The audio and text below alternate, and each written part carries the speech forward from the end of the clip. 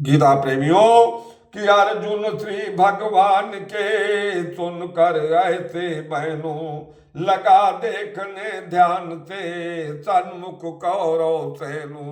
अर्जुन का जब भी मध्य सेना में के खड़ा किया भगवान ने, तो अर्जुन ने देखा दोनों सेनाओं को और फिर कौरवों की देख कर कहते हैं कि देखा उसने कौरव सेना तैयार खड़ी है लड़ने को, बेताब हो रहे हैं उसके योद्धा सब आगे बढ़ने को।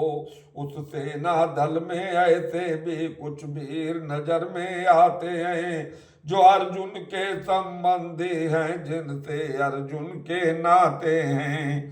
देखा अपनी सेना में भी जो योद्धा सुबट पधारे हैं, उनमें भी कुछ संबंधी हैं, कुछ सखा प्राण के प्यारे हैं।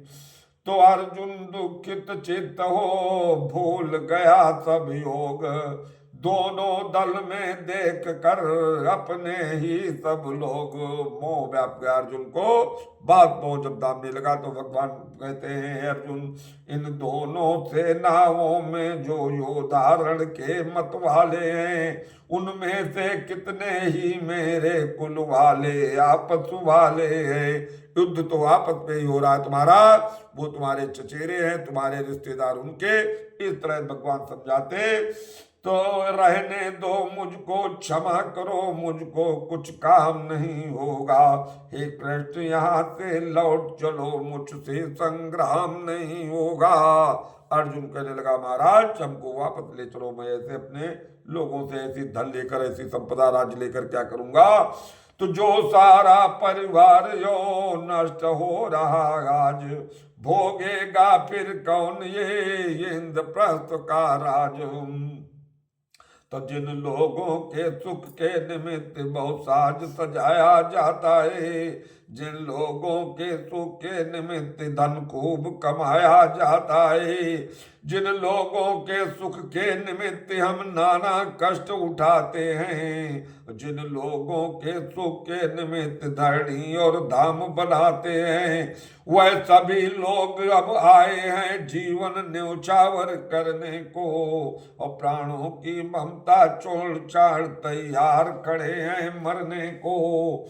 क्या इन सब लोगों की ही आंखों पर भर जा, आंखों आगे मर जाने दूं, और निज कुटुंब की हत्या का पातक अपने सर आने दूं।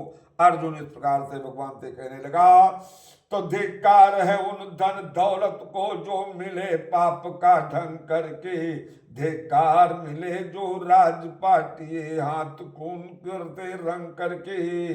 लानत है उन सब भोगों पर जो मिले बंधु बांधव को कर, लानत है उस जिंदगी पर जो रहे कलंक लिप्त होकर।